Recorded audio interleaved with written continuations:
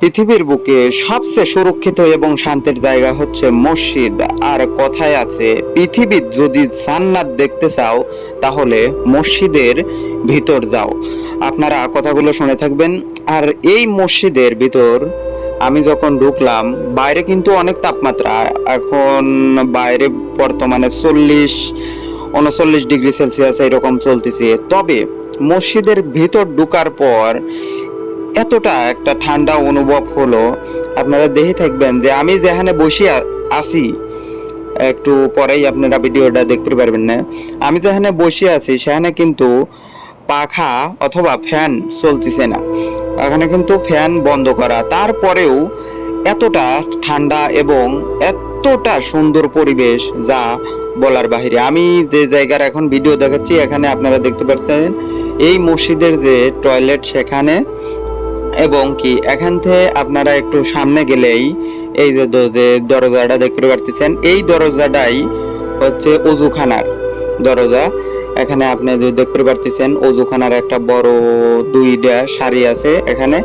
এই মসজিদে শুধু অজুখানা এক জায়গায় নয়, এই মসজিদে অন্তত 3 থেকে 4 জায়গা অজুখানা রাখা হয়েছে। তাহলে মসজিদটা কত বড় আপনারা বুঝেই নিতে পারেন।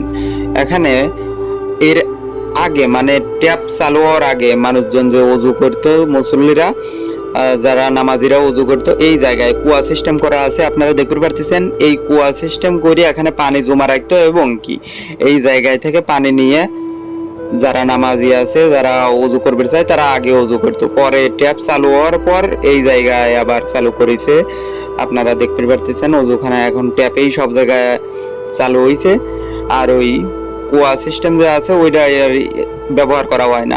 আপনার এই যে জায়গাটা দেখতে পাচ্ছেন, এই যে দরজা, এখানেও একটা অজুখানা আছে।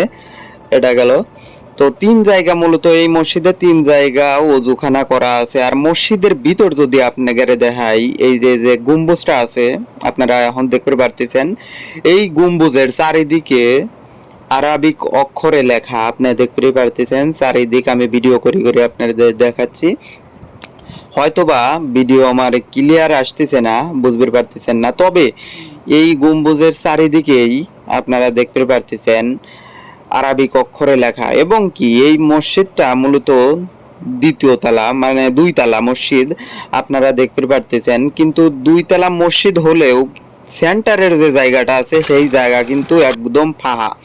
আর এই ফাঁকা থাকার ফলে এই যে যে ফ্যানটা লাগানো আছে আপনি দেখতে পারতেছেন, এখানে একটা কলামের মতো দাঁড় করানো, এবং কলামের ওই উপরেই ফ্যান লাগানো আছে যাতে নামাজিদের গায়ে বাতাস লাগে। দেখতে পারতেছেন, কেননা সেন্টারে কোনো মানে জায়গা নাই, একবারে গম্বুজ পর্যন্ত ফাঁকা, এই জন্য এই সিস্টেম করে ফ্যান লাগানো হয়েছে। আর আপনারা দেখে থাকবেন যে দ্বিতীয় তলার উপরে যে একটা জায়গা আছে, ওখানে কিন্তু খুব সুন্দর করে এমন কি আলপনা আঁকা হয়েছে। আপনি দেখবেন যে খোদাই করিল কি একটা ডিজাইন করা হয়েছে, অবশ্য আপনারা দেখতে পারতেছেন। এই মসজিদটা অবস্থিত মালয়েশিয়ার মানে সুঙ্গাইবুলুর কাছাকাছি কোতা দামানসারা দামাতে অবস্থিত। আপনারা মসজিদটায় যদি যান তাহলে দেখতে পারবেন। এই মসজিদটা মূলত একটা পাহাড়ের উপর, মানে উঁচু জায়গায় মসজিদটা বানানো হয়েছে। একটা পাহাড়, তার পাহাড়ের উপর এই মসজিদটা।